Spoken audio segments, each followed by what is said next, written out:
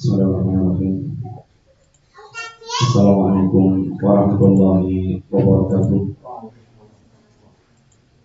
Alhamdulillah, wassalatu wassalamu ala Rasulillah wa ala alihi wa ashabihi wa mawalah, wa la hawla wa la quwwata illa billah, amma ba'du. Alhamdulillah, para ustadz dan para ustadzah rahimani wa rahimakumullah. Yang pertama, kita bersyukur kepada Allah Subhanahu wa taala pada pagi dan siang hari ini kita berkesempatan untuk di majelis dalam rangka bersama-sama mempelajari sesuatu yang telah kita ketahui insyaallah, sehingga sifatnya murojaah, dan mudah-mudahan Allah memberikan kemanfaatan dengan kita senantiasa memiliki perhatian terhadap agama kita. Asatidzah sekalian, rahimani wa rahimakumullah, yang mesti kita senantiasa tegaskan pada diri kita bahwa kebaikan seorang muslim itu sangat berkaitan dengan sejauh mana pemahaman dia terhadap agamanya. Sebagaimana hadis yang telah sering kita dengarkan, mayuridillahu bihi khairan, barang siapa yang Allah menghendaki kebaikan baginya, Allah akan fahamkan dia tentang agamanya. Semakin seorang memahami agamanya, semakin besar kebaikan yang mungkin dia akan raih. Sehingga yang paling utama setelah para nabi dan para ulama, dan Allah Subhanahu wa taala Al-Alim, yuhibbul ilma wal ulama. Allah Subhanahu wa taala Al-Alim, yang mencintai ilmu dan mencintai para ulama. Dan tentu kita sangat berharap, apalagi kita yang terjun di dunia pendidikan, untuk benar-benar memahami atau memiliki perhatian besar terhadap masalah ilmu. Terlebih yang berkaitan dengan ilmu agama, ini adalah dasar seluruh kebaikan yang akan kita bangun dalam kehidupan ini. Para ustadz dan ustadzah rahimani wa rahimakumullah, sebagaimana telah kita ketahui bahwa dari keseluruhan ajaran Islam yang wajib kita ketahui, ada sesuatu yang paling penting dan paling menentukan dan paling mendasar, yang di atasnya dibangun keseluruhan agama ini, yaitu syahadatain, dua kalimat syahadat. Sehingga seorang ulama mengatakan bahwa ini Sufyan bin Uyainah, kalau tidak keliru, beliau mengingatkan kepada kita dengan perkataannya, ma'an amallahu ala abdi minal ibad nikmatan a'zama min an arrafahum la ilaha illallah. Tidak ada sebuah kenikmatan yang lebih besar, yang lebih agung yang Allah berikan kepada hambanya, melebihi kenikmatan Allah pahamkan mereka tentang kalimat la ilaha illallah. Sehingga kepahaman terhadap kalimat la ilaha illallah adalah kenikmatan yang terbesar, karena memang statusnya kalimat ini menentukan seluruh perkara agama kita. dalam waktu yang relatif singkat pada hari ini, kita mari bersama-sama mengulang kembali apa yang harus kita pahami berkaitan dengan kalimat la ilaha illallah. Yang pembicaraan kita tentang kalimat ini meliputi diantaranya nanti adalah yang pertama tentang fadailu kalimat la ilaha illallah, fadail kalimat la ilaha illallah, kemudian makna dari kalimat la ilaha illallah, kemudian ini syurut arkan wa syurut, rukun dan syaratnya kalimat la ilaha illallah, dan yang terakhir adalah nawaqidu la ilaha illallah, pembatal kalimat la ilaha illallah. Yang mudah-mudahan Allah Subhanahu wa taala memberikan kefahaman kepada kita tentang kalimat yang sangat agung ini. Ikhwati billah,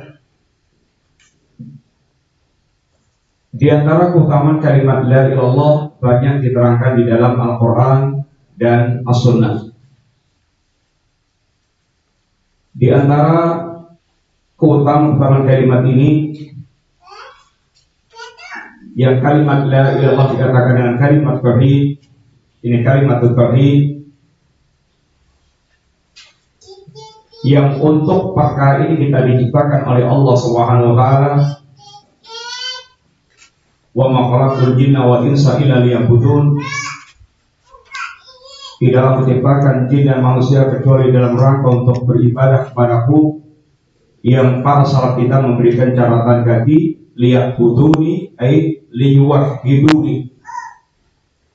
Dalam rangka beribadah kepadaku, maksudnya adalah dalam rangka mentauhidkanku. Dan tentu setiap catatan kaki penegasan ada arti pentingnya. Tidak setiap orang yang beribadah kepada Allah dia telah mentauhidkan Allah Ta'ala. Di antara contohnya adalah orang-orang Quraisy yang mereka telah banyak memiliki ibadah kepada Allah Subhanahu wa taala.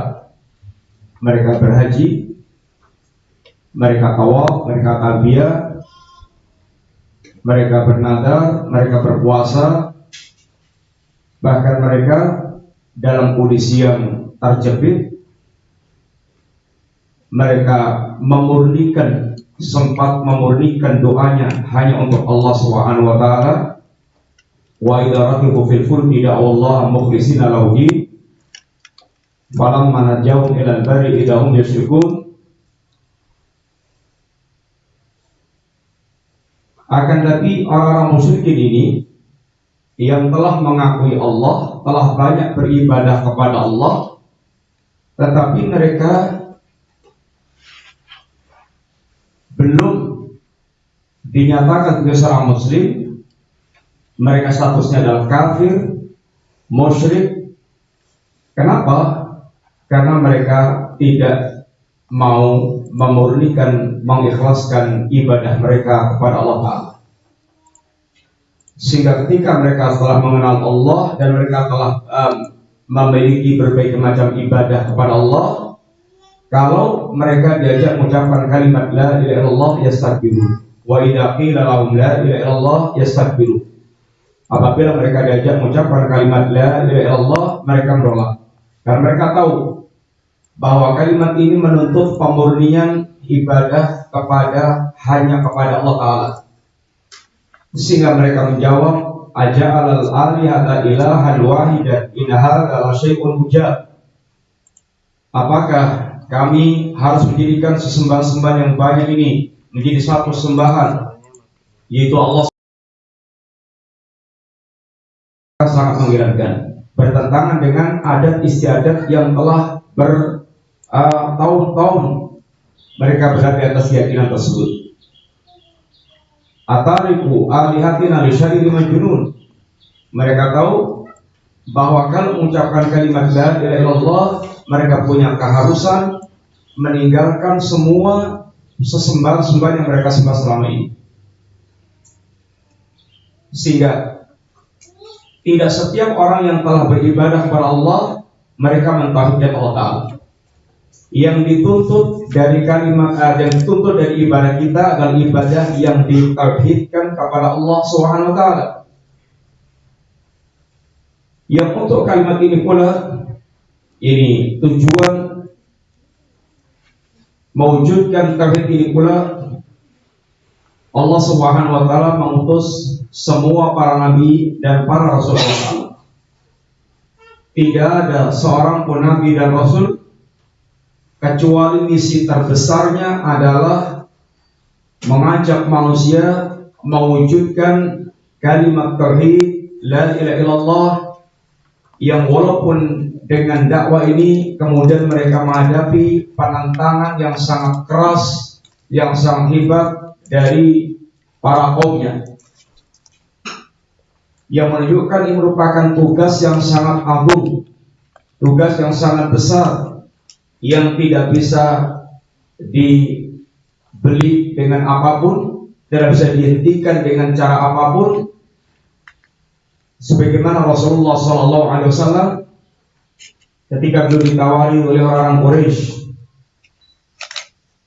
ditawari jabatan, ditawari harta, ditawari wanita, ya Muhammad, seandainya engkau dengan dakwahmu ini yang kau inginkan adalah kekuasaan, akan kami jadikan kepala orang nomor satu di antara kami dan semua kami akan taat kepadamu. Seandainya yang kau inginkan adalah harta, akan kami kumpulkan hartanya Quraisy sehingga kau menjadi orang paling kaya di antara kami. Dan seandainya yang kau inginkan adalah wanita, akan aku pilihkan wanita yang paling kau sukai. Semua tawaran-tawaran Quraisy ini semuanya ditolak oleh Nabi SAW. Dan kalimat yang telah sering kita dengar, bagaimana Rasulullah SAW menjawab dengan kalimat yang tegas atas semua upaya Quraisy untuk menghentikan dakwah Rasulullah SAW. Lau wada'u syamsa fi yamini wal qamara fi shimali ala an atruka hadal amra la atruku. Seandainya mereka bisa meletakkan matahari di tangan kananku dan bulan di tangan kiriku, agar aku menghentikan dakwahku ini, maka tidak akan menghentikan dakwahku ini. Dan kita semuanya tahu dakwah beliau dimusuhi bukan karena beliau mengincar jabatan, bukan karena beliau mengganggu harta mereka, bukan beliau mengganggu meresahkan kehidupan di masyarakat, akan tapi dakwah beliau dimusuhi dan ditawarkan segalanya untuk menghentikan dakwah beliau, disebabkan karena beliau mendakwakan kalimat tauhid, kalimat la ilaha illallah. Demikian pula seluruh kitab yang Allah turunkan bersama dengan para nabi, dari awal sampai akhir, maka semua kitab ini menjelaskan dalam rangka mewujudkan kalimat la ilaha illallah. Sehingga kitab yang Allah turunkan dari awal sampai akhir sesungguhnya merupakan penjelasan kalimat la ilaha illallah. Di antara contohnya Al-Quranul Karim. Kita kenal Al-Quran, tema besarnya 3. Itu tauhid, ahkam atau syariat, kemudian qasas, kisah-kisah. Ahkam tidak akan Allah turunkan kecuali dalam rangka menjelaskan jalannya ahli tauhid. Syariat adalah jalannya ahli tauhid, sehingga tidak akan ada syariat kecuali karena adanya tauhid. Qasas, kisah-kisah para nabi dan kaumnya adalah penjelasan kisah antara ahli tauhid dan kisahnya orang yang menentang tauhid, dengan dampak akhir atau akibat akhir yang dialami oleh keduanya. Yang ahli tauhid mereka adalah ahlus sa'adah, orang yang berbahagia, dan ahlus syirik, para penentang tauhid, ada ahlus syaqawah, orang-orang mereka itu sengsara. Sebagaimana Allah telah kisahkan berbagai macam kisah dalam Al-Quran berkaitan dengan Nabi dan kaumnya, dan ini juga urusannya berkaitan dengan kisahnya antara ahli tauhid dan ahli syirik, sehingga Quran secara umum dari awal sampai akhir hakikatnya bicara tentang tauhid, karena ahkam tidak akan ada kecuali karena tuntutan tauhid. Dan nikmat dan azab yang ditimpakan Allah semuanya berkaitan dengan apakah dia ahli tauhid atau dia ahli syirik, sehingga Al-Quran secara keseluruhan bicara tentang masalah tauhid. Demikian juga, ikhwati billah, seseorang dikatakan muslim atau kafir, urusannya berkaitan dengan kalimat la ilaha illallah. Demikian juga, seorang akan menjadi penghuni jannah dan atau menjadi penghuni neraka, urusannya dengan kalimat la ilaha illallah. Sehingga kalimat ini tentu kalimat yang terbesar dalam kehidupan kita sebagai seorang muslim. Maka memahami kalimat ini sebuah keharusan dan sebuah kewajiban, terlebih apabila kita menyadari bahwa kita di tengah-tengah kita dihadapkan kenyataan adanya orang-orang yang mereka dari tingkatan mengucapkan syahadat, akan tapi tidak faham sama sekali berkaitan dengan ungkapan kalimat syahadat. Ada orang dari mereka mengucapkan kalimat syahadat dan mereka hanya sekedar mereka dengan keyakinan mereka hanya sekedar mengucapkan kalimat ini telah cukup bagi mereka untuk menjadi seorang muslim yang akan dijamin jannah. Ada di antara kaum muslimin yang mengucapkan kalimat la ilaha illallah dan memaknai dengan makna-makna yang keliru, jadi makna-makna rububiyah, sehingga yang penting telah berkeyakinan Allah adalah sang pencipta, maka itulah hakikat tauhid dari kalimat syahadat la ilaha illallah. Fenomena ini tentu mendorong kita untuk lebih semangat memahami dengan benar tentang kalimat la ilaha illallah, sehingga alangkah sangat banyaknya orang yang mereka tidak difahamkan oleh Allah tentang kalimat tersebut. Dari yang kafir yang jumlahnya lebih banyak dibandingkan dengan kaum muslimin, dari yang muslim yang tidak Allah berikan kefahaman tentang dua kalimat syahadat dengan benar. Maka benarlah perkataan Sufyan bin Uyainah, ma'an amallah alal ibad nikmatan, man amallah ma'an amallahu nikmatan alal abdi minal ibad nikmatan a'dhama min an arafahum la ilaha illallah. Tidak ada kenikmatan yang lebih besar yang Allah berikan pada seorang hamba melebihi kenikmatan ketika mereka difahamkan tentang kalimat la ilaha illallah, dibuat mengerti tentang kalimat la ilaha illallah. Ikhwati billah, maka sekali lagi kewajiban kita memakai kalimat ini adalah kewajiban mutlak karena menentukan agama kita. Dan di antara keutamaan kalimat la ilaha illallah, sebagaimana kalau kita beramal,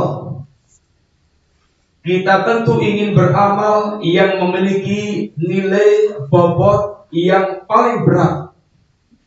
Di antara prioritas kita beramal adalah kita akan melakukan sesuatu yang nilai atau yang dalam timbangan nilainya sangat berat. Ini sudah menjadi prioritas semua orang dalam bekerja, akan memprioritaskan sesuatu yang paling ini memberikan keuntungan bagi dia.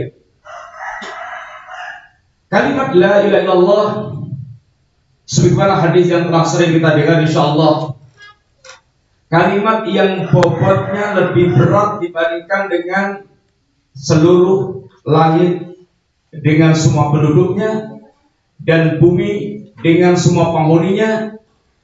Apabila diletakkan di daun timbangan, maka kalimat la ilaha illallah masih lebih berat dibandingkan langit dan bumi dengan penduduknya.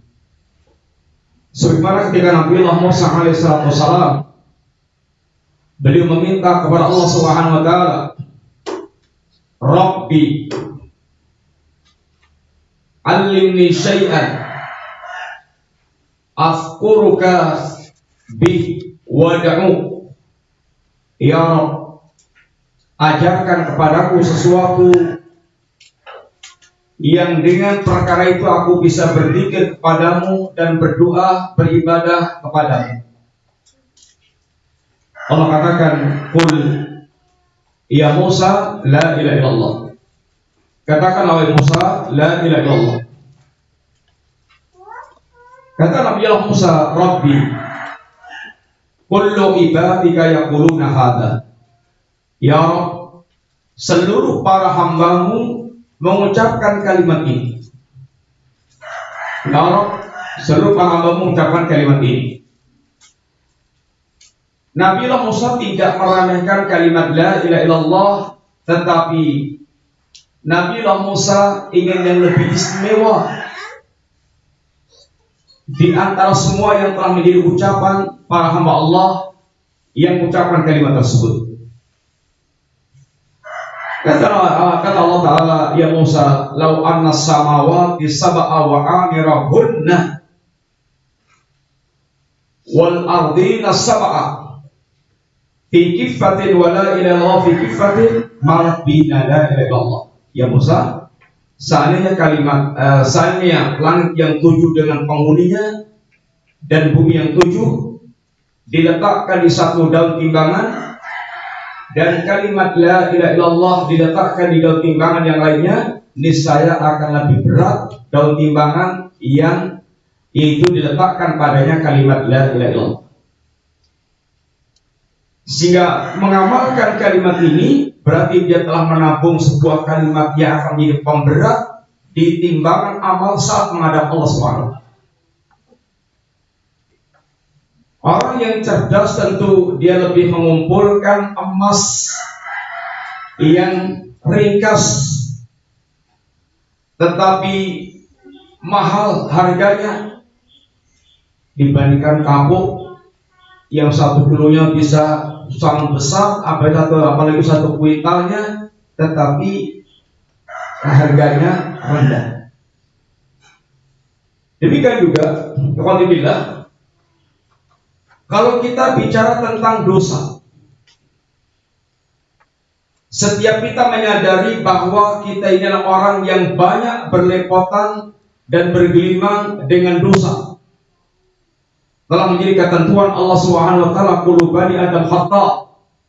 Setiap anak Adam adalah mereka bukan yang pernah melakukan kesalahan, tapi sering melakukan kesalahan. Wa khairul khata'ina at-tawwabun.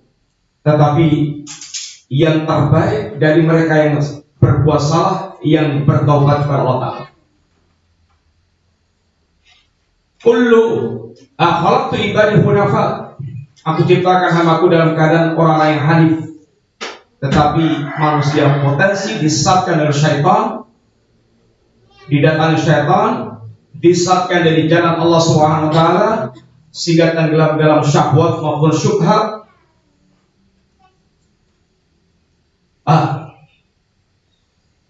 kita membutuhkan amalan yang bisa menghapuskan kesalahan-kesalahan kita dan bisa menjadikan dengan amalan itu kita memiliki yakni penghapus yang terhebat. Diterangkan Rasulullah SAW dalam hadis kursi. Ini hadis yang diriwayatkan dari Allah Subhanahu Wa Taala. Sehingga redaksinya adalah qala Allah Taala.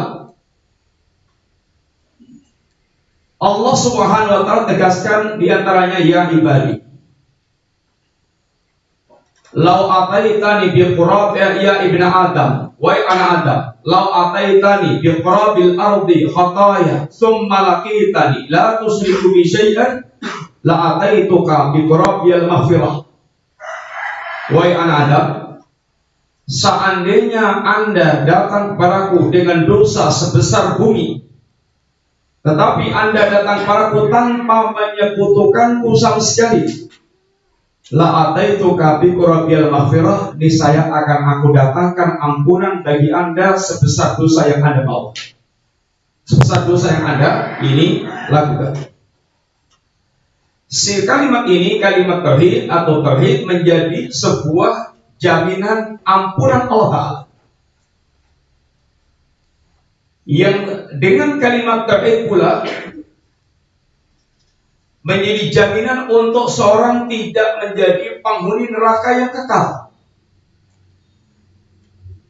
Orang masuk surga itu ada dua tingkatan. Tingkatan orang-orang yang mereka itu dakhalal jannah bighairi hisabin wal adab. Orang-orang yang mereka masuk surga tanpa hisab, tanpa adab. Orang yang mereka masuk jannah tanpa hisab, tanpa adab.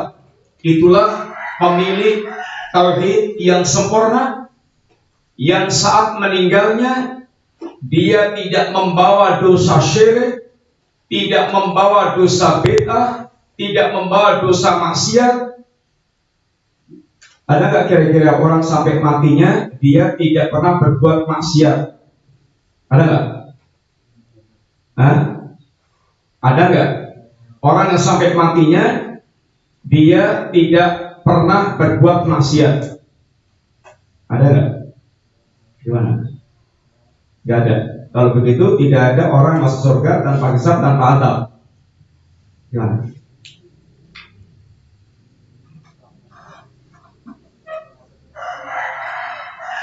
Gimana? Ikhwan, tidak ada orang yang sampai matinya tidak pernah berbuat dosa dan maksiat. Padahal orang yang mereka masuk surga tanpa hisab, tanpa adab, dia kembali kepada Allah dengan tauhid yang sempurna. Itu tauhid yang mereka tidak sertai dengan syirik, tidak mereka lakukan bid'ah, tidak mereka lakukan maksiat.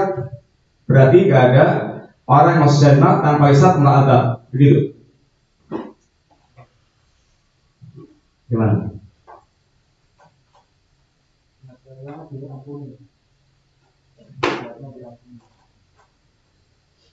Tidak ada orang yang hidupnya tidak pernah maksiat. Sedikit banyak pasti manusia pernah terjerumus dalam perbuatan dosa atau maksiat. Akan tapi orang yang mereka kembali kepada Allah dengan taubatan nasuha,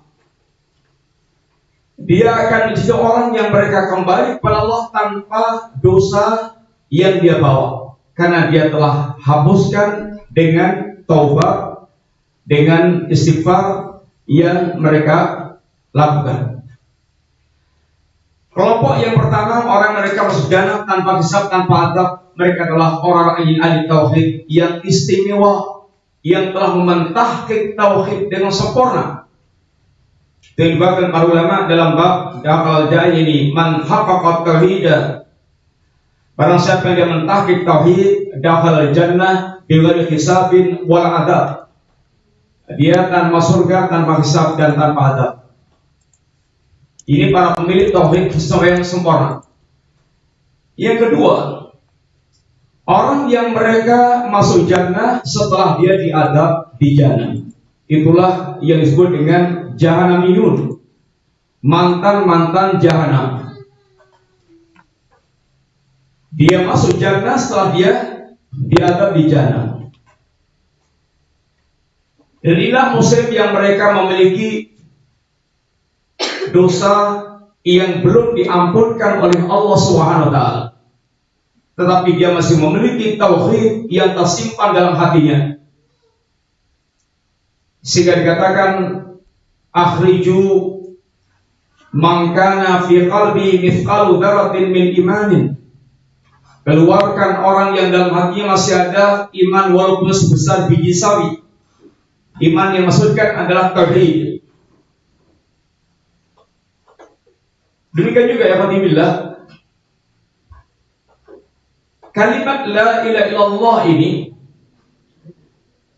kalimat yang telah memberikan harapan orang ketika mereka telah putus asa dengan catatan dosa yang seakan dia tidak punya harapan lagi.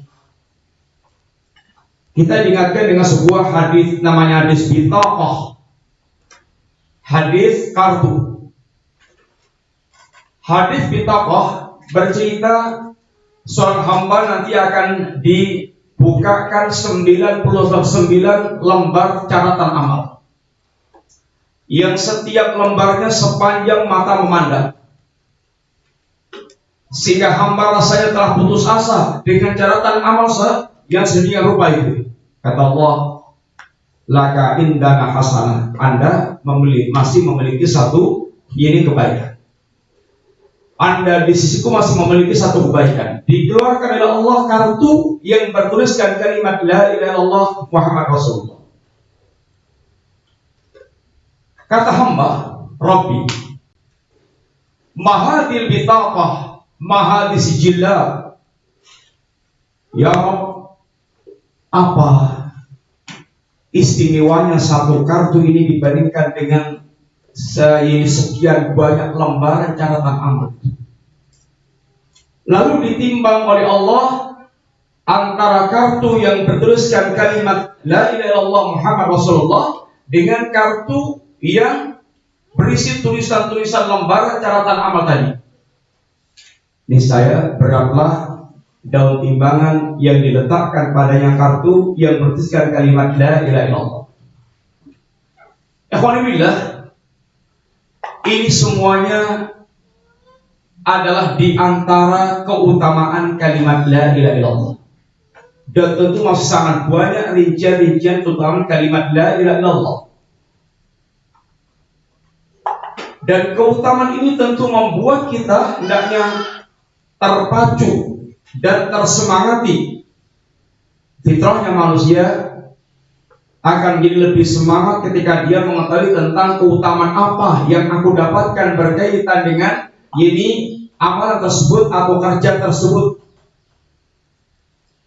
Setiap kelebihan, keutamaan, keistimewaan itu yang akan membuat orang terpacu untuk melakukan perkara tadi.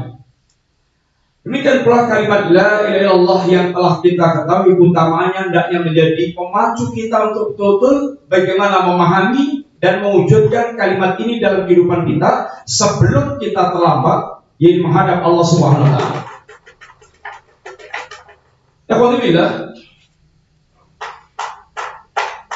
pembahasan kita yang kedua berkaitan dengan makna kalimat la ilaha illallah. Kita teruskan secara ringkas agar kira-kira kita bisa melewati semua pembahasan tersebut walaupun dengan cara ringkas. Makna kalimat la ilaha illallah. Para ulama menyebutkan atau menjelaskan makna kalimat la ilaha illallah, dan ini makna satu-satunya yang benar, yaitu la ilaha illallah dengan la ma'buda bihaqqin illallah. La ma'buda bihaqqin illallah. Tidak ada sesembahan yang sebenarnya kecuali Allah. Tidak ada sembahan yang hak kecuali Allah Subhanahu wa ta'ala.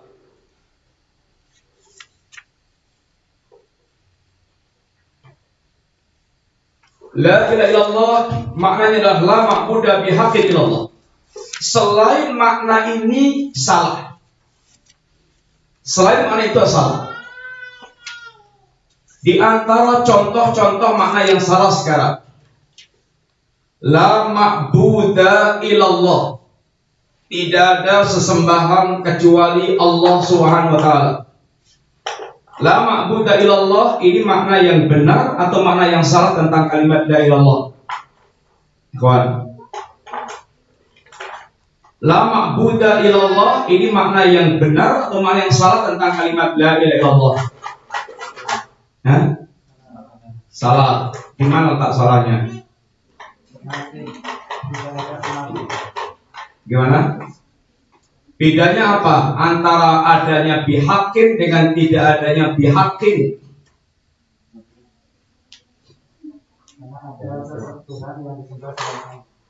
La ma'budu illallah, tidak ada sembahan kecuali Allah. Dengan la ma'budu bihaqqin illallah, apa yang membedakan secara prinsip sehingga kalimat la ma'budu illallah menjadi sebuah tafsiran yang salah terhadap kalimat la ilaha illallah? Tanggung jawab. Jangan lupa.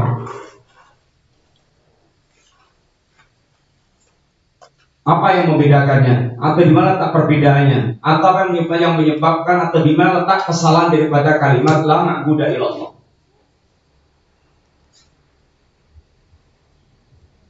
Kecuali ini kalau nggak ada kecuali tidak ada Tuhan. Gimana? Ada Tuhan kecuali dan tidak ada yang berhak, jadi ada Tuhan-Tuhan selain Allah itu yang orang yang menyembah.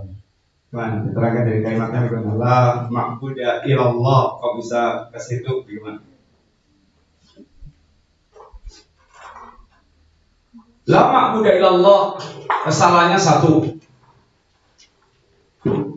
itu menyelisihi menyelisihi kenyataannya.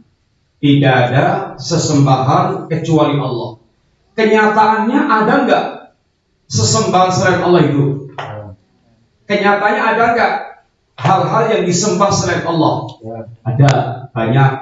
Ada nabi disembah, ada kuburan disembah, wali disembah, dan seterusnya. Sehingga kalimat ini menyelisih waqi. Yang kedua, akan menggiring kepada makna yang sangat batil, yaitu makna hululiyah, makna ittihadiyah. Tidak ada yang disembah, tidak ada sembahan kecuali Allah. Sehingga apabila ada sesuatu yang disembah, berarti itulah Allah. Kalau ada karbu disembah, berarti karbu Allah. Kalau ada matahari disembah, berarti matahari Allah. Kalau ada nabi disembah, berarti nabi itu Allah. Ini tentu makna yang sangat batil. Sehingga kalimat la ma'budu illallah adalah makna yang batil, makna yang salah dari kalimat la ilaha illallah. Contoh yang kedua, contoh yang salah dari makna kalimat la ilaha illallah, la khaliqa illallah. Tidak ada sesembahan, tidak ada yang mencipta, tidak ada sang pencipta kecuali Allah Ta'ala. Pertanyaan pertama, kalimat la khaliqa illallah benar atau tidak? Kalimat la khaliqa illallah ini kalimat yang benar atau kalimat yang salah? Hah? Benar. Benarnya di mana? Semua diciptakan oleh Allah. Ada yang berpendapat ini adalah salah, la khaliqa illallah salah. Ada yang berpendapat enggak? Semuanya benar. Terus sekarang, la khaliqa illallah adalah makna yang benar dari kalimat la ilaha illallah. Salah. Di mana letak salahnya? Sekarang pertanyaannya, buktikan bahwa la khaliqa illallah adalah makna yang salah dari kalimat la ilaha illallah. Belum adanya hurufnya. Ya, buktikan biar orang mendapatkan penjelasan antum itu langsung tahu salah. Gimana? Mana biasanya?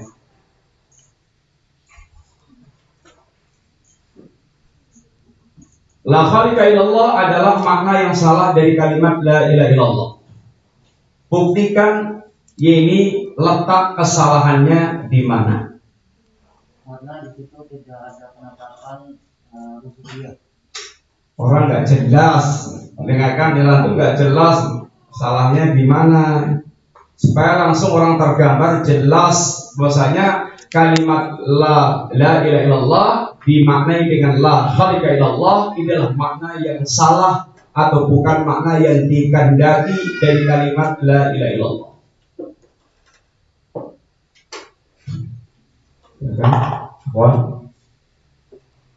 Buktikan supaya orang betul-betul tahu persis itu salah.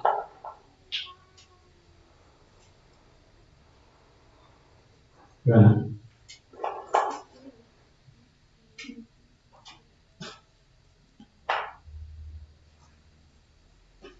Gimana? Nggak ada yang mau jawab? Alhamdulillah, Anda dan kita harus belajar tentang kondisi masyarakat Quraisy yang menolak kalimat la ilaha illallah.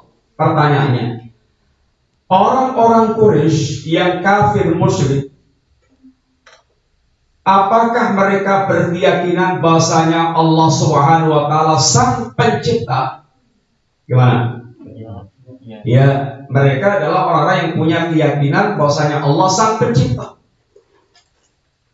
Dan bahkan mereka berkeyakinan ya hanya Allah saja yang menjadi sang pencipta, tidak ada yang lainnya itu.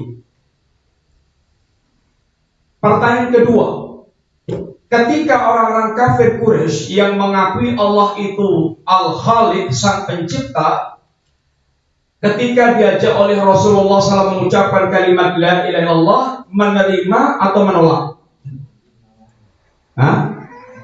Menolak. Seandainya makna la ilaha illallah itu la khalika illallah, orang-orang kafir Quraisy bakal menerima atau menolak? Pasti akan menerima, karena sudah cocok dengan apa yang menjadi keyakinan mereka. Tetapi ternyata menolak, berarti kalimat la ilaha illallah maknanya bukan la khalika illallah, tapi maknanya seperti tadi yang diterangkan para ulama, la ma'buda bihaqqin illallah. Sehingga kalimat ini memiliki kelaziman, memiliki konsekuensi. Kalau sudah mengucapkan kalimat ini la ilaha illallah, wajibnya menolak seluruh sesembahan selain Allah Subhanahu wa taala. Wajibnya ini menolak segala bentuk jenis sesembahan selain Allah Subhanahu wa taala. Dan ini yang difahami oleh orang-orang kafir Quraisy dengan ucapan mereka, aja'alal alihata ilahan wahidan inna hadza la syai'un ujab atariku alihatina li syai'il majnun.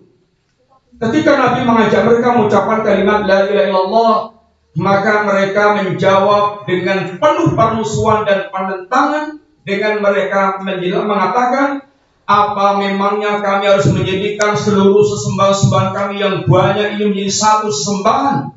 Ini adalah perkara yang sangat mengherankan. Apakah kami harus meninggalkan segala bentuk sesembahan ini hanya untuk mengikuti penyair yang gila? Artinya mereka tahu bahwa ucapan kalimat la ilaha illallah itu mengharuskan mereka meninggalkan segala yang mereka sembah selain Allah Subhanahu wa taala.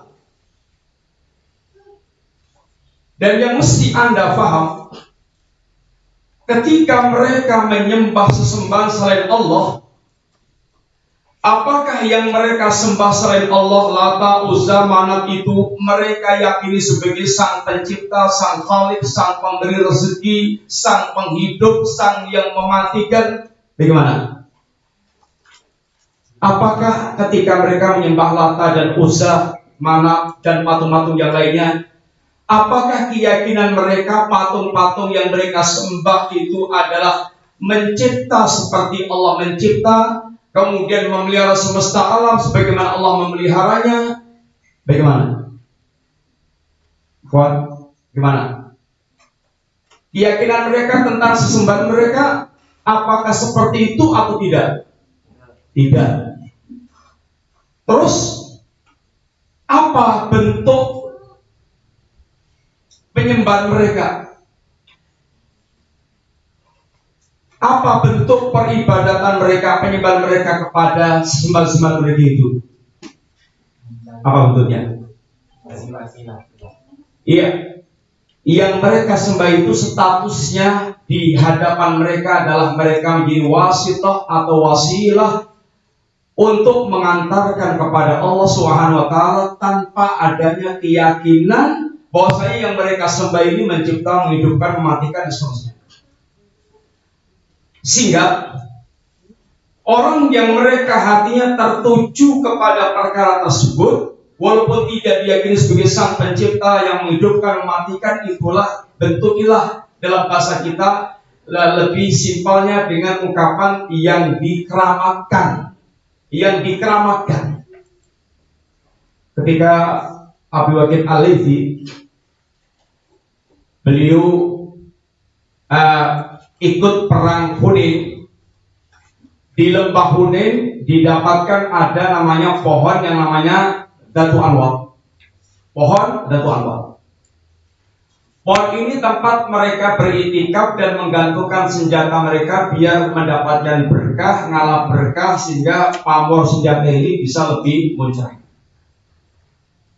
Pohon tempat menggantungkan senjata dengan harapan ada nilai keberkahannya seperti itu adalah namanya ilah. Sehingga ketika Abu Waqid Al-Laythi mengatakan, ya Rasulullah ij'alana ilahan, ya Rasulullah ij'alana data anwat kamalom datu anwat, ya Rasulullah buatkan untuk kami datu anwat sebagaimana mereka memiliki datu anwat. Kata Nabi, Allahu Akbar, innaha sunan. Qultum kama qalat Bani Israil li Musa alaihi salatu wasalam, ya Musa ij'alna ilahan kama lahum alih.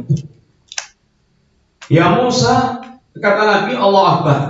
Ini tuh tradisinya orang-orang musyrik. Perkataan kamu seperti perkataan Bani Israil kepada Nabi Allah Musa, ya Musa buatkan untuk kami sembah sebagaimana mereka memiliki sembah. Sehingga ilah lebih tepat atau lebih pas dimaknai dengan sesuatu yang dikeramatkan. Baik diyakini itu sang pencipta atau tidak mencipta, tapi hati dia sangat tergantung, sangat terfokus ke situ. Dan kalau Anda memahami tentang sesembahnya orang Quraisy yang menjadikan mereka sebagai wasilah dan wasithah mengantarkan kepada Allah Ta'ala, maka Anda akan paham tentang amalan syirik yang dilakukan sebagian muslimin ketika mereka datang ke kuburan-kuburan para wali, yang perbuatan itu merupakan perbuatan persis dengan syiriknya orang-orang musyrikin Quraisy. Kalau seandainya ternyata orang yang datang ke kuburan-kuburan itu malah meyakini bahwasanya mereka bukan sekedar wasilah dan wasithah, mereka adalah betul-betul memiliki kemampuan, kekuasaan, memberikan manfaat dan mudarat, maka syiriknya ini lebih nemen, lebih parah dibandingkan dengan musyrikin Quraisy yang sekedar menjadikan perantara mereka untuk mengantarkan kepada Allah Subhanahu wa taala. Ini diantara makna kalimat la ilaha illallah. Ada lagi makna yang lebih bersifat politis.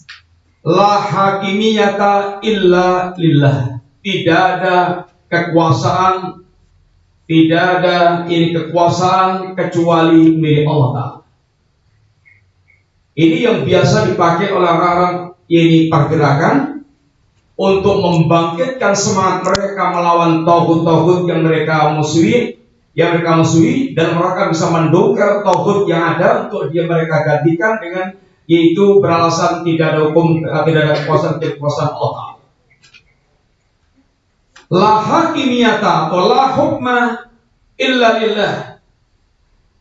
Makna yang benar atau makna yang salah dari kalimat la ilaha illallah. Gimana?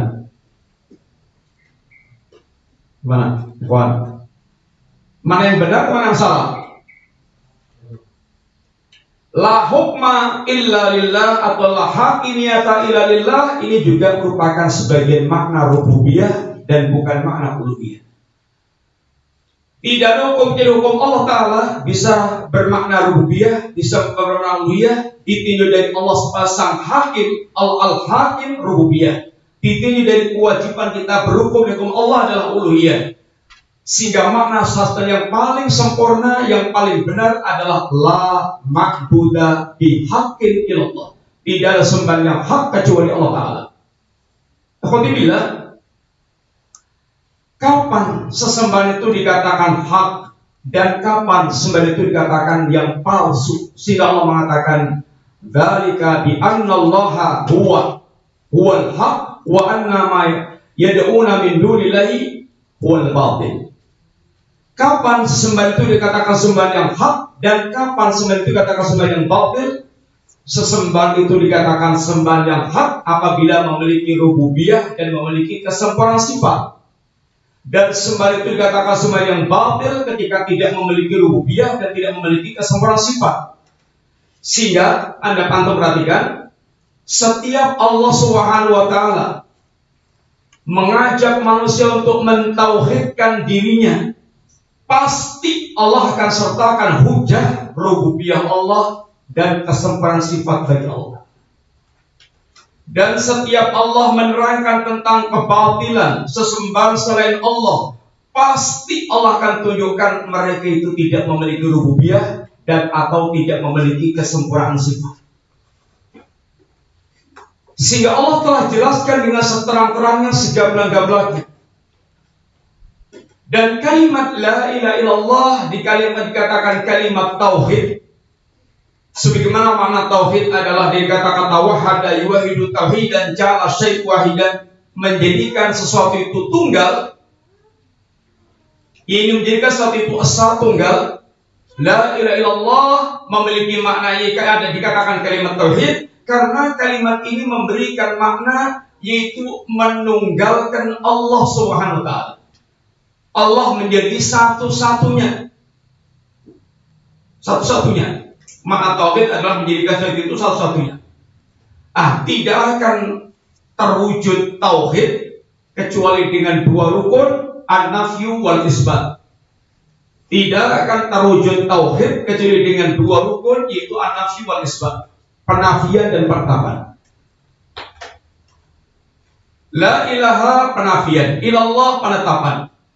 Tauhid tidak akan terwujud kecuali bergabungnya dua ini, an-nafyu wal isbat. Selama tidak bergabung dua ini, maka tidak akan memiliki makna tauhid. Contoh umpamanya, Pak Budi mengajar di kelas atau Pak Budi duduk di masjid. Pak Budi duduk di masjid. Ini memiliki makna tauhid atau tidak? Kawan, coba jawab. Ini memiliki makna tauhid atau tidak? Pak Budi duduk di masjid. Tidak. Kenapa? Enggak, antum tadi kembalikan ke usulnya dulu. Kapan sesuatu itu akan memberikan makna tauhid? Apa tadi? Apabila tergabung di situ apa? An-nafyu wal isbat. Selama tidak ada dua ini, tidak ada an-nafyu wal isbat, tidak bergabungnya an-nafyu wal isbat, maka tidak akan memberikan makna tauhid. Pak Budi duduk di masjid, ini memberikan makna tauhid atau tidak? Kenapa? Jangan sampai ada orang lain. Ya karena tidak adanya ini rukun tauhid yaitu an-nafyu wal isbat. Yang ada apa di situ? Yang ada apa di situ? Isbat, penetapan.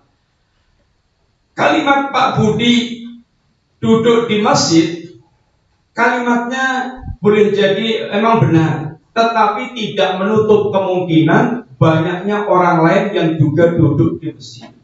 Bedakan dengan kalimat yang memberikan ketegasan makna tauhid. Tidak ada seorang pun yang duduk di masjid kecuali Pak Budi. Ini memiliki makna tauhid atau enggak? Kenapa?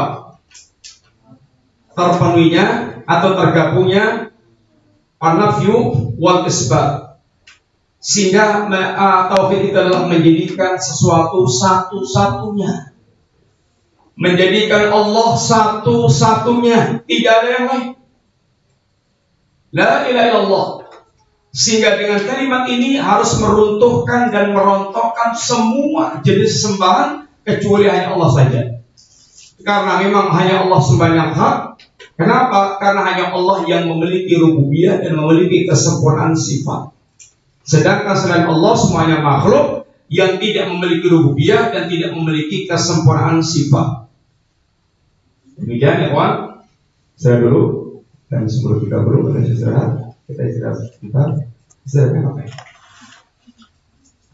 Makan. Ya, silakan kita istirahat sebentar. Allah kita lanjutkan.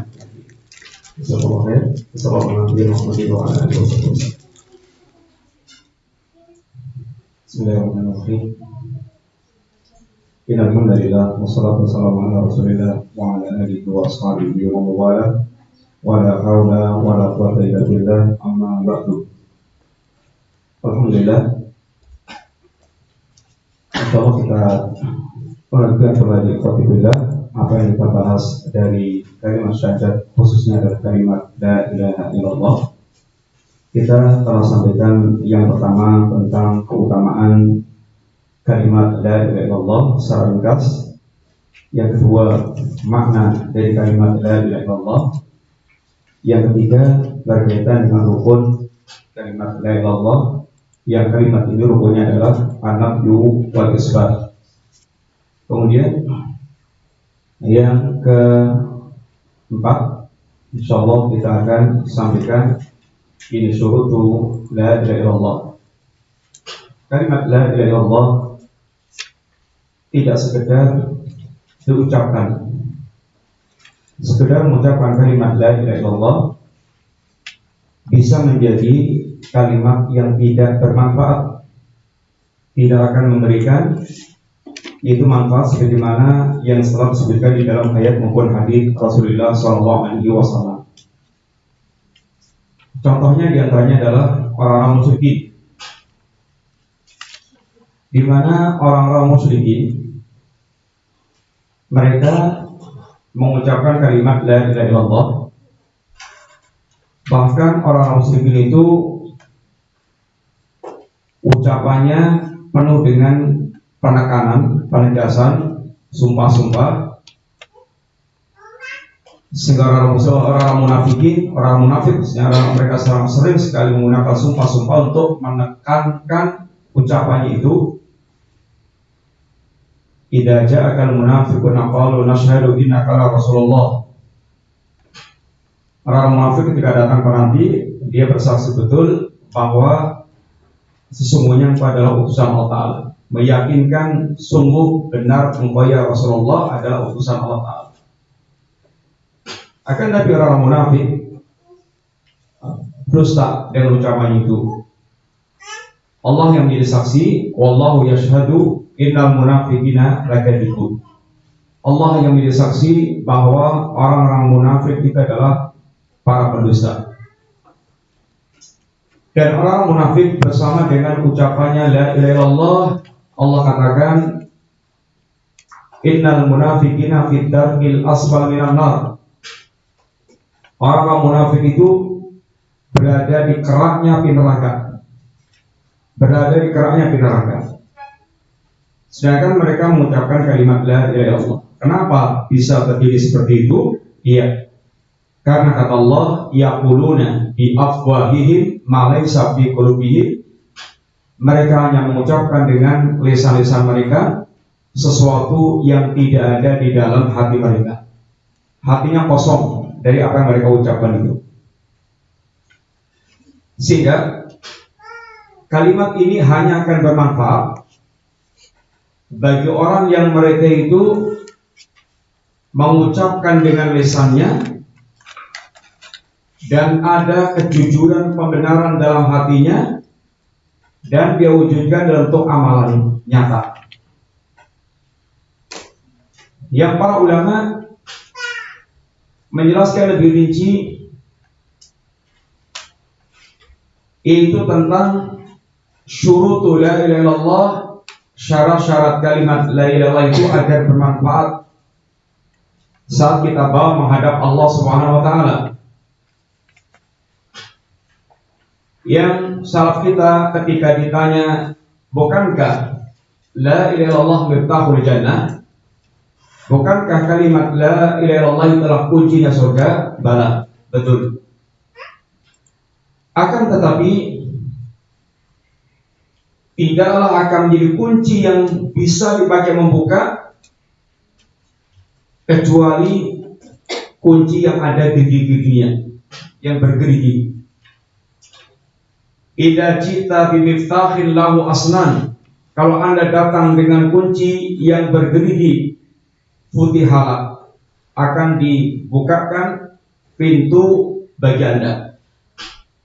Artinya kunci itu bisa dipakai untuk membuka pintunya. Wa idza jita bimiftahin, kalau Anda datang dengan kunci tanpa gerigi, maka la yuftah la, tidak akan dibukakan kunci bagi Anda, tidak akan dibukakan pintu bagi Anda. Sehingga mesti kita harus memiliki geriginya itulah. Itu yang dikatakan dengan syurut la ilaha illallah. Para ulama menyebutkan ada 7 syarat. Yang 7 syarat ini semuanya terambil dari dalil-dalil kitab dan sunnah. Yang 7 syarat ini semuanya terambil dari dalil kitab dan sunnah. Bukan semata-mata rumusan istihad yang beliau, tapi semuanya terambil dari dalil kitab dan sunnah. Yang apabila dalam kita mengucapkan kalimat la ilaha illallah tidak ada satu di antara 7 perkara ini, maka akan menjadi kalimat itu kalimat yang tidak bermanfaat. 7 perkara itu dirumuskan para ulama. Yang pertama al-ilmu, yang kedua al-yaqin, yang ketiga as-sidqu, yang keempat ini al-ikhlas, yang kelima al-mahabbah, yang keenam al-yaqin, ini al-inqiyad, yang ketujuh al-qabul. Ini adalah 7 poin yang para ulama ini disebutkan berkaitan dengan syurut la ilaha illallah. Ada menambah yang ke-8 yaitu al-kufru bit-taghut. 7 perkara ini semuanya terambil dari dalil-dalil kitab dan sunnah. Yang pertama adalah al-ilmu. Wajibnya kita berilmu tentang kalimat la ilaha illallah. Bahkan di antara prinsip dalam agama kita, segala ucapan dan amalan kita wajib untuk kita awali dengan ilmu. Sehingga Imam Al-Bukhari membawakan bab al-ilmu qabla al-qaul wal amal. Ilmu itu sebelum ucapan dan sebelum amalan. Dan semua perintah Allah Subhanahu wa taala yang wajib kita lakukan, semuanya wajib ditegakkan dengan ilmu. Sehingga tanpa ilmu ini sungguhnya kita tidak bisa mewujudkan bentuk ubudiyah kepada Allah Ta'ala. Apa yang akan kita amalkan sedangkan kita tidak tahu ilmunya? Untuk beribadah kepada Allah mesti kita tahu ilmunya, apa yang jadi perintah Allah dan apa yang menjadi larangan-larangan Allah Subhanahu wa taala. Kalau seandainya kita sudah tahu bahwasanya kalimat la ilaha illallah adalah kalimat pertama yang harus kita ucapkan sebagai seorang muslim dan kewajiban terbesar sebelum kewajiban-kewajiban yang lainnya, maka Allah katakan tentang kalimat ini, fa'lam annahu la ilaha illa huwa, fa'lam annahu la ilaha illallah wastaghfir li dzambi.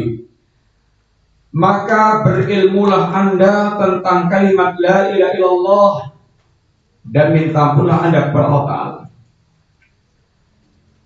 Allah perintahkan dengan kalimat fa'lam, berilmulah. Sebelum kita mewujudkan kalimat la ilaha illallah, wajib kita berilmu tentang kalimat tersebut. sehingga kita bisa mewujudkan perintah untuk mewujudkan la ilaha itu. Apa yang harus kita wujudkan? Kesalahan dalam memahami kalimat ini tentu akan menimbulkan kesalahan beramal. Salah ilmu akan menimbulkan salah amal. Sebagaimana orang yang mereka telah mengilmui, memahami kalimat la ilaha illallah dengan makna-makna rububiyah, maka akan menghasilkan amalan-amalan yang tidak peduli dalam syirik uluhiyah. Yang penting dia sudah punya keyakinan tentang rububiyah Allah, Allah sang pencipta, Allah ada, maka itu sudah jaminan tauhid. Walaupun prakteknya dia minta ke kuburan, dia main perdukunan, dia main jimat-jimat, dia ngalah berkah dan seterusnya, itu semuanya mereka tidak pedulikan. Apalagi yang mereka ini ngoyak dengan istilah ngululi budaya leluhur. Sekali yang penting percaya ada Tuhan yang Maha Esa, maka perbuatan syirik apapun yang mereka lakukan tidak mereka pedulikan, karena salah di dalam memahami kalimat la ilaha illallah. Maka kewajiban pertama adalah faham, berilmu tentang kalimat la ilaha illallah. Jadi adalah kewajiban berilmu yang paling pertama, yang paling utama, karena kalimat ini akan dijadikan sebagai fondasi dasar untuk tegaknya seluruh amalan-amalan di dalam agama kita. Kemudian yang kedua, ikhwatillah, al-yaqin. Seluruh agama kita membutuhkan keyakinan. Wajib menjadi sebuah keyakinan. Kita beragama bukan berangkat dari keraguan. Kalau filsafat mengajarkan kita berangkat dari keraguan, agama kita mengajarkan berangkat dari keimanan. Kalau Anda telah yakin tentang siapa itu Allah, konsekuensinya Anda yakin tanpa ada keraguan semua yang datang dari Allah SWT. Kalau Anda telah yakin Allah itu adalah Allah adalah as-sadiq, sehingga Allah katakan wa man asdaqu minallahi qila, mana ada yang lebih jujur perkaranya dibandingkan dengan Allah Subhanahu wa taala. Apa yang akan Anda ragukan lagi dalam menerima Al-Quran yang merupakan kalam Allah? Sehingga ketika kita telah beriman kepada Allah, itu melazimkan wajibnya kita berangkat dari keyakinan, dari kemantapan tanpa ada keraguan, dan seluruh agama kita membutuhkan keyakinan dari awal. Oleh karena itulah orang-orang mukmin, sifat mereka adalah tidak ada keraguan sama sekali.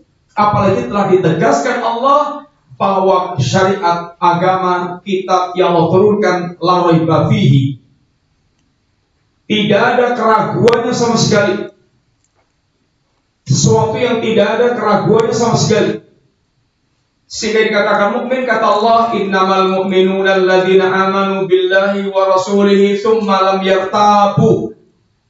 Yang namanya orang mukmin itu adalah orang yang mereka betul beriman pada Allah dan Rasulnya, lalu mereka tidak ragu sama sekali. Sama sekali tidak ada keraguan. Karena keraguan itu adalah sifatul munafiqin, sifat orang munafik.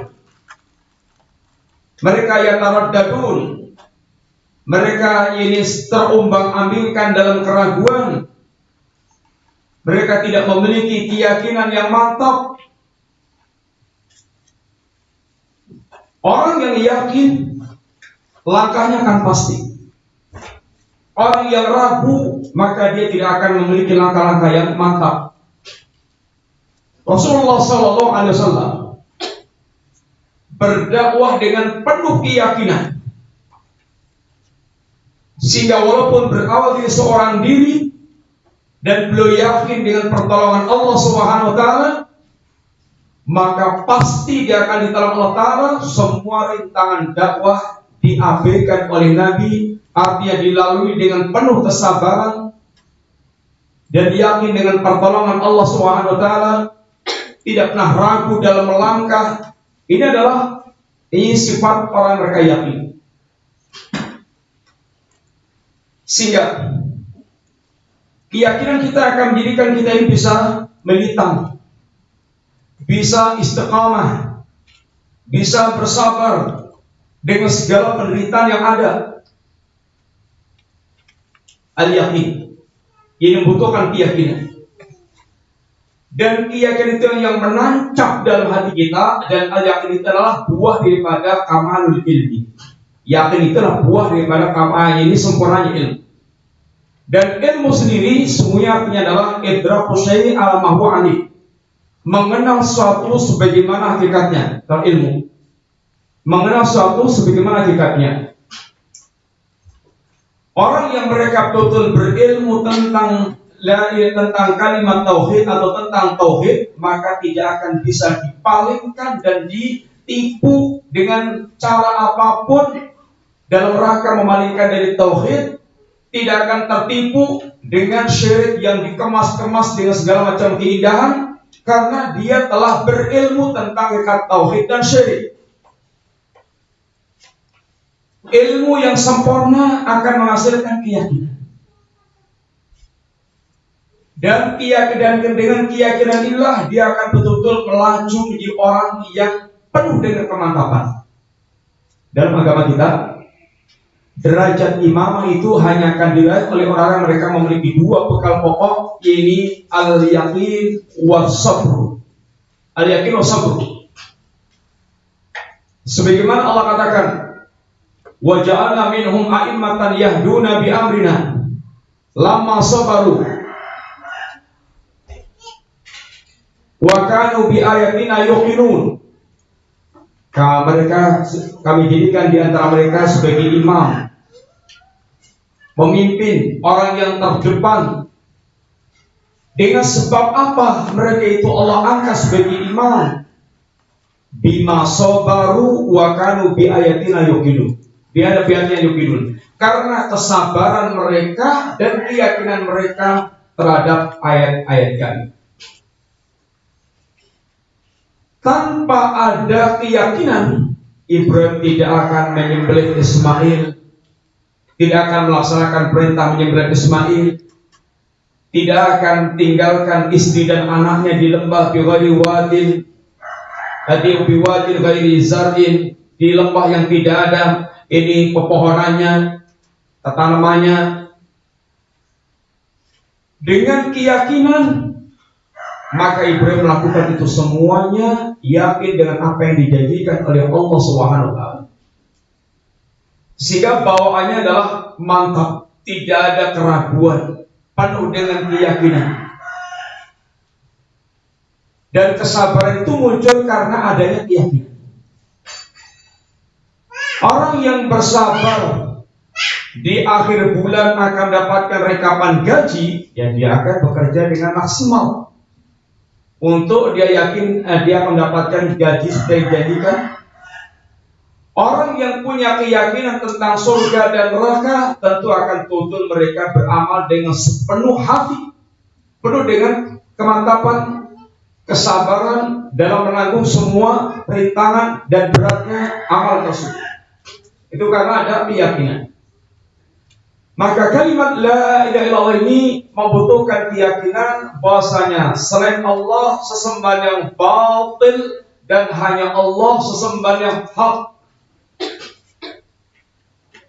Keraguan tentang kalimat ini bisa menjadikan dia yaitu kafir, sehingga nanti di antara pembatal syahadat adalah orang mereka ragu terhadap ini kekafiran orang kafir atau bahkan ragu dengan agamanya sendiri.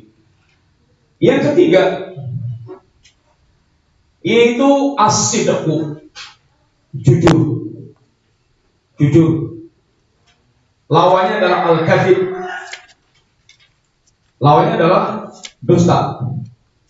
Jujur itu sifatul munafikin dan dusta itu jujur itu sifatul mukminin dan dusta itu sifatul munafikin. Allah sebutkan tentang para sahabat dan tentang orang-orang mukmin, ulaika humus shadiqun. Mereka adalah orang-orang yang jujur dengan ucapan imannya dan dia buktikan dengan amal nyata sehingga sama antara luar dan dalam. Jujur. Apa sih yang dikatakan jujur itu, Ewan? Jujur, apa itu jujur? Jujur, apa itu jujur, ikhwan? Hah? Apa jujur? Apa itu jujur?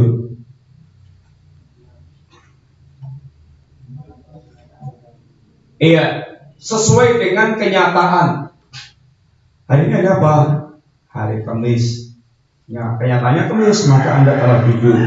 Ini ada apa? Hari Rabu, Anda bohong. Sehingga jujur itu sesuai dengan kenyataan, sesuai dengan ucapannya, sesuai dengan isi hatinya. Ada kejujuran, tidak ada penipuan, tidak ada kedustaan. Allah mensifati imannya para sahabat, imannya orang jujur, imannya kaum mukminin, imannya orang jujur.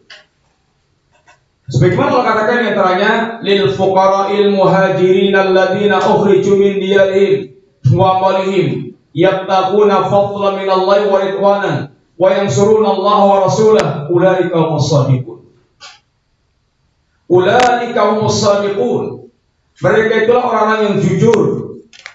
Apa gelar ini Allah berikan pada siapa? Kepada orang yang mereka telah mengucapkan kalimat iman, amantu billah, lalu dipuji oleh Allah Subhanahu wa taala, lalu mereka buktikan dengan praktek nyata pembelaan mereka terhadap pembenaran ucapan iman mereka.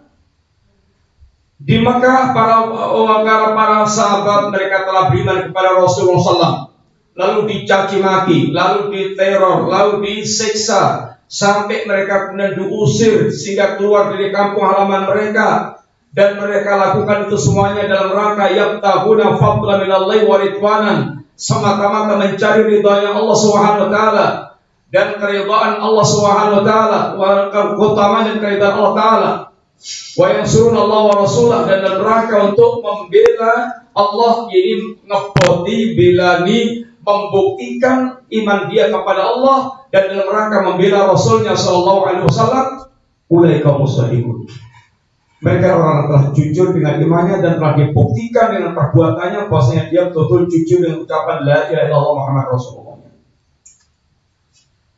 Tentang orang mukmin juga Allah katakan bagaimana? Innamal mu'minuna alladziina amanu billahi wa rasulihi tsumma lam yartabu wa jahadu bi amwalihim wa anfusihim fi sabilillah ulaika humus shadiqun. Mereka adalah orang jujur. Imannya dia buktikan dengan kemantapan tanpa ada keraguan, lalu dia buktikan dengan jihad fisabilillah dengan harta dan jiwa mereka, yang tanpa adanya keyakinan, tanpa adanya kejujuran dalam beriman, dia tidak akan melakukan itu semua. Dia telah jujur dengan imannya. Itulah bukti keimanan yang telah mereka tunjukkan kepada Allah dan kepada manusia, bahwasanya mereka adalah kaum mukminin yang memegangi prinsip-prinsip keimanan. Adapun munafik, para pendusta, yang Allah katakan wallahu yashhadu innal munafiqina lakadzibun,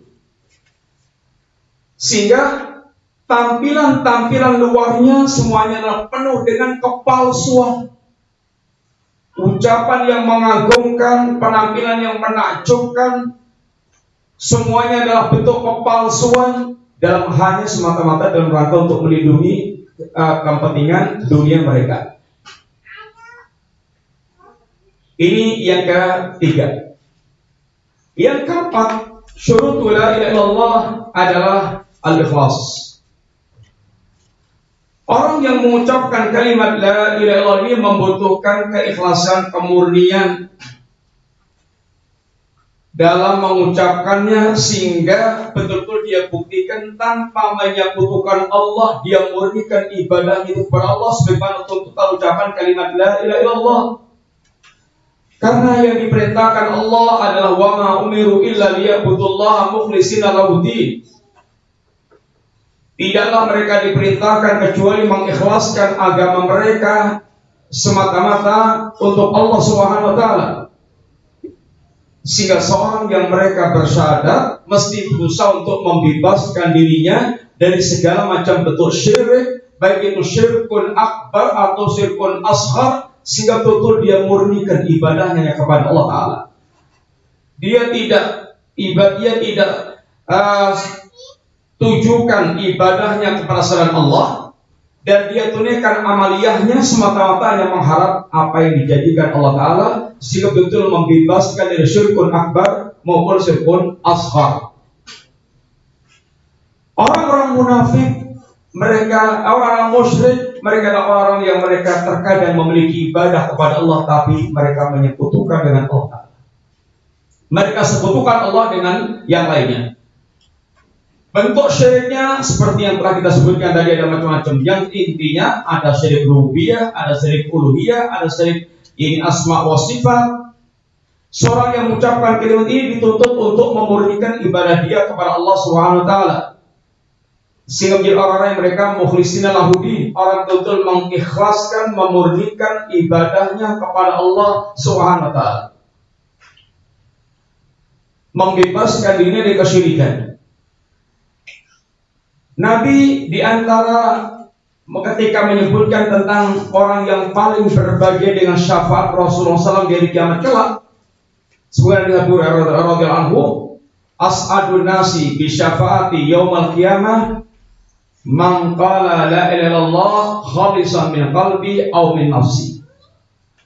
Orang yang paling berbahagia dengan syafaatku kelak di kiamat adalah orang yang mereka mengucapkan kalimat la ilaha illallah yang betul-betul yaitu tulus, murni dari lisannya atau dari hatinya. Orang yang melakukan perbuatan syirik menunjukkan dia tidak tulus dalam mengucapkan kalimat la ilaha illallah. Buktinya dia menyekutukan Allah, padahal ucapannya la ilaha illallah. Yang kelima, mahabbah, kecintaan terhadap kalimat la ilaha illallah.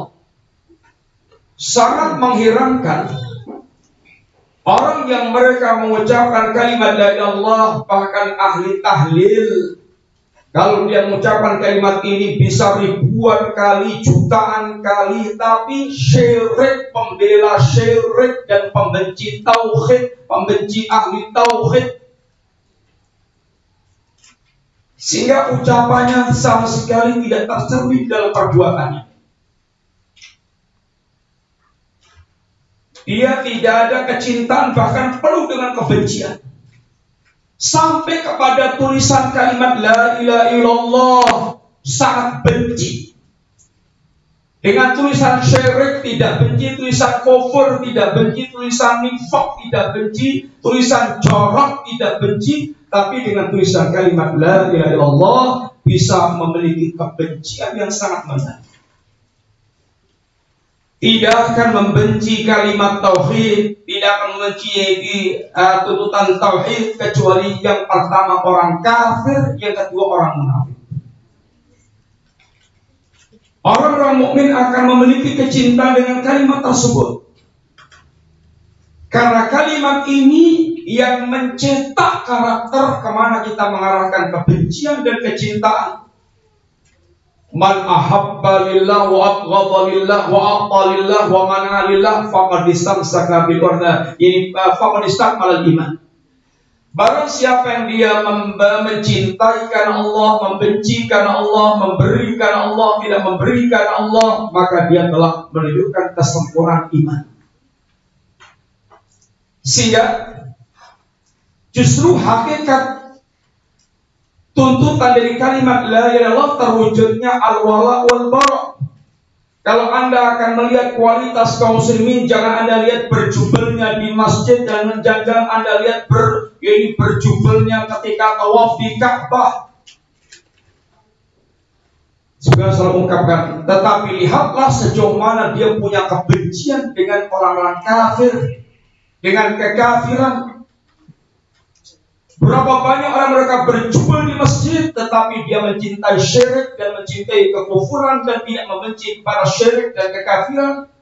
Bahkan mereka anti dengan tauhid dan benci para pelaku ahli tauhid, para pelaku tauhid, jadi para ahli tauhid. Kalimat ini menuntut kita memiliki kecintaan yang tulus, yang murni. Kecintaan yang syirik akan membatalkan kalimat tersebut. Wa minan nas may yattahidu min dunillahi andadan yuhibbunahum ka hubbillah walladzina amanu asyaddu hubban lillah, sebagai manusia yang mereka menjadikan saudara Allah sebagai andal, sebagai yaitu tandingan-tandingan, sekutu-sekutu yang mereka mencintai tandingan-tandingan itu seperti mereka mencintai Allah. Orang musyrik yang mencintai Allah, tapi mereka mencintai juga adat-adat mereka, bahkan kecintaan kepada adat mereka dalam prakteknya jauh lebih mereka cintai dibandingkan dengan kecintaannya kepada Allah Ta'ala. Sebagaimana perkataan Al-Imam Ibnu Qayyim ketika menjelaskan tentang hakikat ini orang musyrik yang katanya mereka yaitu mencintai Allah, tetapi kenyataannya mencintai adat mereka jauh lebih mereka cintai dibandingkan kecintaannya kepada Allah SWT. Adapun orang mukmin karena memurnikan cintanya kepada Allah, walladzina amanu asyaddu hubban lillah. Orang mukmin sangat besar cintanya kepada Allah SWT. Sehingga harus ada kecintaan kepada kalimat ini. Iman itu identik dengan kecintaan. Iman itu identik dengan kecintaan. Sehingga seorang yang mereka telah merasuk di dalamnya iman, pasti dia akan tumbuh kecintaan. Dan kecintaan itu akan membawa kepada rasa lezatnya iman. Sehingga kesempurnaan kelezatan kita dalam melaksanakan agama ini berkaitan dengan kelezatan iman yang ada di dalam diri kita. Semakin orang merasakan, semakin orang kuat imannya, maka semakin merasakan lezatnya nilai-nilai keimanan. Sampai menjadikan dunia menjadi surga dunia bagi orang yang mereka imannya telah mencapai pada tingkatan yang sangat tinggi. Memang dikatakan seorang salaf atau di antara salaf mengatakan inna fid dunya jannatan lam yadkhul jannatal akhirah. Malam yadkhulha lam yadkhul jannatal akhirah. Di dunia itu ada surga. Barang siapa yang tidak masuk di surga dunia, maka dia tidak akan masuk surga akhirat. Dan surga dunia itu adalah hati yang mereka betul bersandar kepada Allah, yang bersama dengan Allah, punya nilai kenyamanan, ini bersandar dengan Allah Subhanahu wa Ta'ala. Orang-orang yang mereka hatinya tidak mencabangkan kecintaannya kepada Allah Subhanahu wa Ta'ala. Alhamdulillah, kecintaan itu ada macam-macam. Ada cinta ubudiyah, ada cinta tobiyah, ada cinta yang muharramah. Cinta ubudiyah, cinta yang disertai dengan at-tadallul wal khudu'. Cinta yang disertai dengan perendahan diri, penghinaan diri, dan ketundukan kepada yang dicintai. Ini cinta betul-betul telah merasuk dan betul-betul menimbulkan pahambaan. Cinta seperti ini, kalau diberikan kepada selain Allah, maka menjadi cinta syirik. Cinta syirik, cinta yang kemudian bahkan mengalahkan Allah dan mengalahkan agama Allah Subhanahu wa Ta'ala.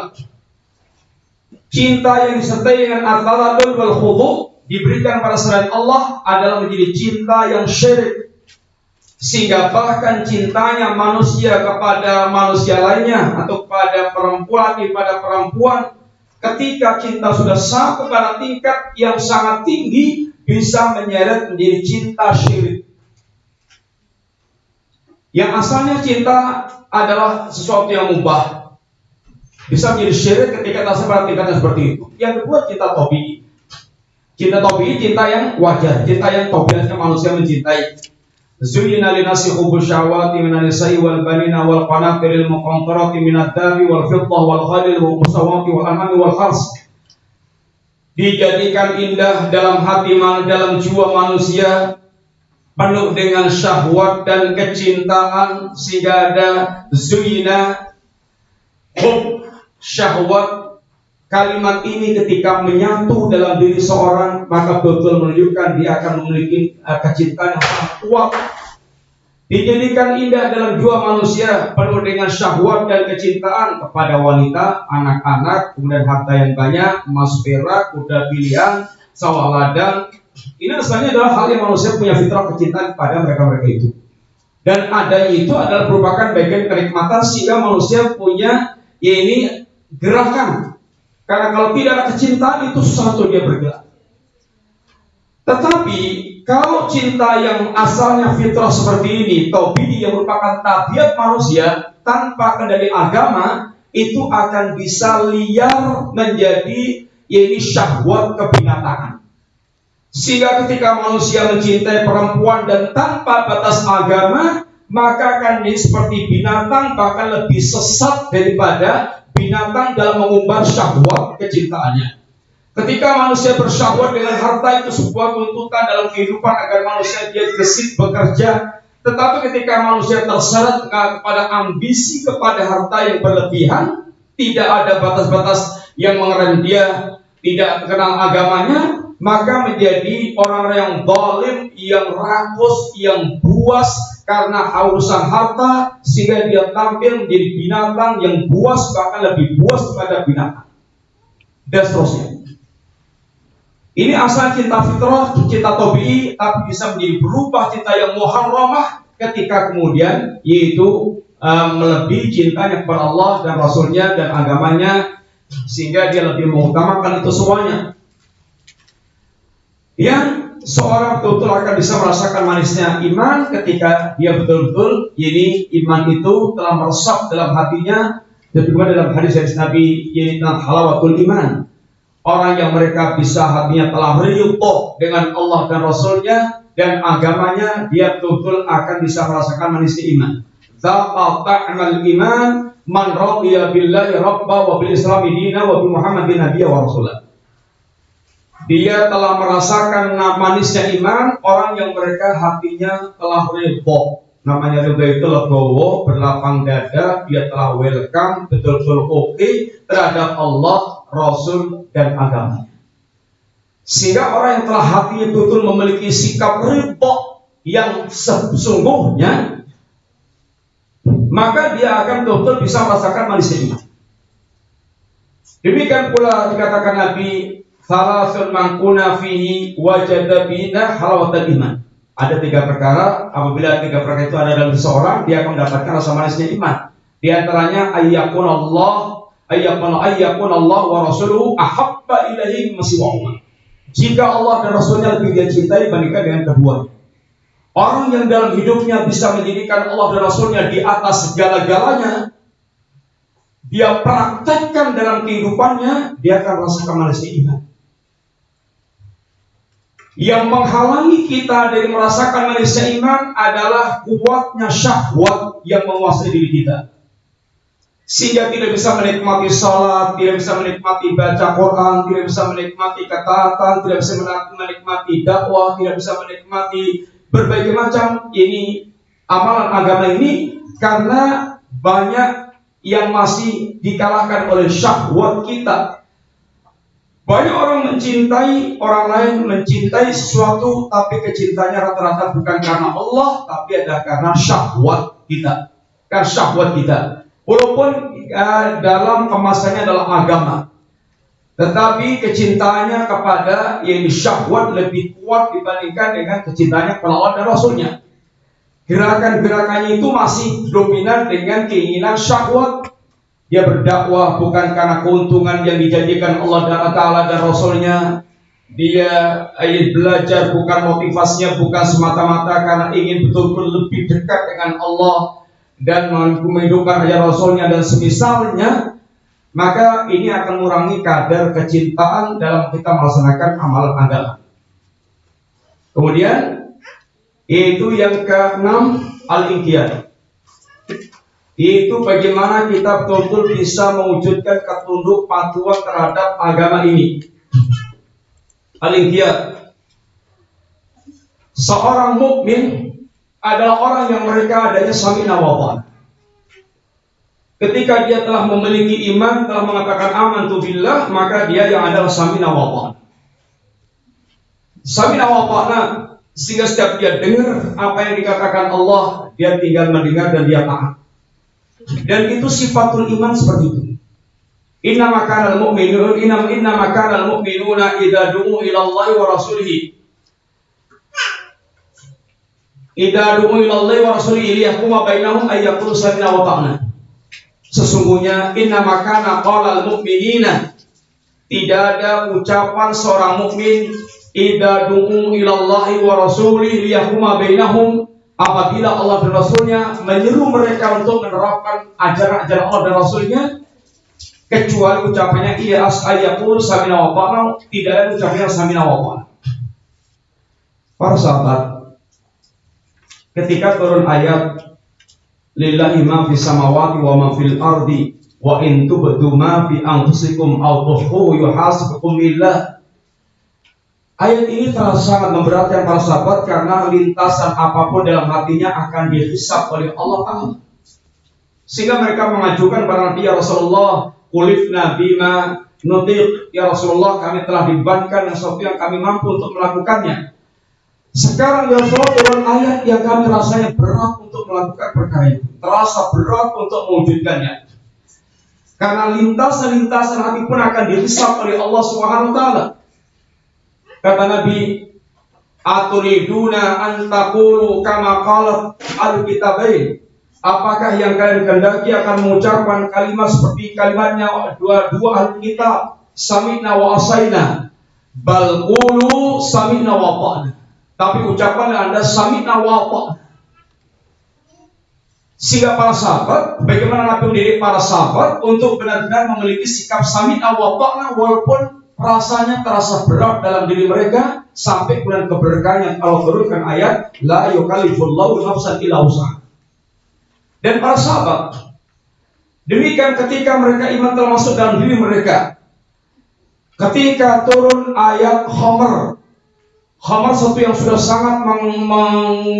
sangat ngoyot, mendarah mendaging, tidak menjadi kebiasaan mereka dan ingin melepaskan itu sangat berat. Tapi ketika turun ayat innamal khamru wal maisiru wal ansabu wal aslamu rijsun min amali syaitan, maka betul-betul mereka ketika Allah akhirnya mengatakan ini fastanibuhu la'allakum tuflihun, dan di akhir ayat Allah katakan juga fal antum muntahun, maka apakah kalian tidak mau berhenti? Maka para sahabat yang imannya telah dididik oleh Nabi sekian lama, yang bicara adalah imannya mendahului hawa nafsunya, mereka mengatakan intahaina ya Rabb, intahaina ya Rabb, ya Rabb kami ini tinggalkan, kami berhenti dari itu semuanya karena iman mereka kepada Allah Subhanahu wa Ta'ala. Demikian pula para sahabat ketika turun ayat tentang hijab, ketika mereka mendengarkan dari para suami atau laki-laki mereka yang membacakan ayat-ayat tentang hijab, mereka langsung mengambil kain seadanya untuk dipakai sebagai hijab yang diinginkan Allah Subhanahu wa Ta'ala. Ini adalah tuntutan iman, adanya ketundukan, sehingga tidak sombong, tidak angkuh, tidak justru menentang, sok dia itu lebih hebat. Bahkan ada para dosen yang walaupun sudah profesor dan arahannya itu, kalau kamu pengen maju maka jangan pakai agama, agar selama Anda pakai agama Anda nggak maju-maju. Dan itu ada orang yang mereka itu bergelar, berpendidikan, punya gelar akademis. Begitulah pandangan mereka yang memandang rendah agama Allah Ta'ala, dan agama itu dianggap penghambat kemajuan. Dan tidaklah seperti ini kecuali orang yang mereka bodoh tentang agama Allah, atau jiwanya telah terkontaminasi, terpapar oleh pemikiran-pemikiran kufur, kekafiran, dan kesyirikan. Khotimillah. Dan yang terakhir adalah itu al-qabul. Seorang yang mereka telah mengucapkan kalimat ini membutuhkan sikap al-qabul, yaitu penerimaan secara totalitas. Menerima agama ini hendaklah betul-betul dia terima dengan sebaik-baiknya. Orang yang mereka alamat orang mendapatkan hidayah Allah adalah orang yang hatinya berlapang dada dengan Islam. Allah katakan ini mayuritillahu ayahdiyahu yasrah sadraul Islam, mayuritillahu ayahdiyahu yasrah sadraul Islam. Orang yang Allah barang siapa Allah kehendaki mendapatkan hidayah, Allah akan buat hatinya itu lapang dengan Islam. Sehingga dengan Islam itu semuanya welcome, dia siap menerima 100%, tidak ada keraguan, tidak ada penolakan. Tapi orang yang Allah kehendaki kesatan, dia akan sempit dada, yaitu dalam menerima Islam membuat dada mereka sesat, sempit. Sehingga jangan heran, siapapun mereka, berpangkat atau tidak, berpendidikan atau tidak, kalau benci dengan Islam, dadanya sempit untuk Islam. Orang-orang yang Allah sesatkan, dadanya sempit untuk Islam. Nabi menggambarkan risalah kayak air hujan, dan hati kita kayak tanah yang menerima air hujan. Ada tanah yang subur, yang bisa menyerap air dan menumbuhkan. Ada tanah yang sekedar bisa menampung air, bisa dimanfaatkan orang lain untuk minum, pengairan dan seterusnya. Ada mereka ini seperti tanah tandus, menampung tidak, apalagi menumbuhkan. Jadilah yang dua, yang pertama jangan menjadi yang terakhir, yaitu orang yang betul-betul bisa menerima agama dengan segala tingkatannya, sehingga betul-betul hati kita lapang dengan ajaran Islam. Alhamdulillah, jam 11:30, saya kira cukup aja sekian. Dan sesungguhnya ada pembahasan yang harus kita bahas, tapi saya kira cukup sampai sini saja, dan kita coba sampai zuhur atau sampai jam ini. Ada pertanyaan? Kalau tidak ada, kita tutup. Mudah-mudahan manfaat, dan semoga dalam cara daurah seperti ini bisa dilaksanakan pada event-event tertentu yang dijadwalkan, sehingga paling tidak kita berusaha untuk senantiasa itu secara khusus itu mengadakan pembahasan-pembahasan yang layak untuk bersama-sama kita yang dibahas berkaitan dengan agama kita ini. Demikian, jazakumullah khair. Saya cukupkan. Nabi Muhammad wa ala alihi wasallam. Subhanakallahumma wa bihamdika asyhadu an la ilaha illa anta astaghfiruka wa atubu ilaik. Assalamualaikum warahmatullahi wabarakatuh.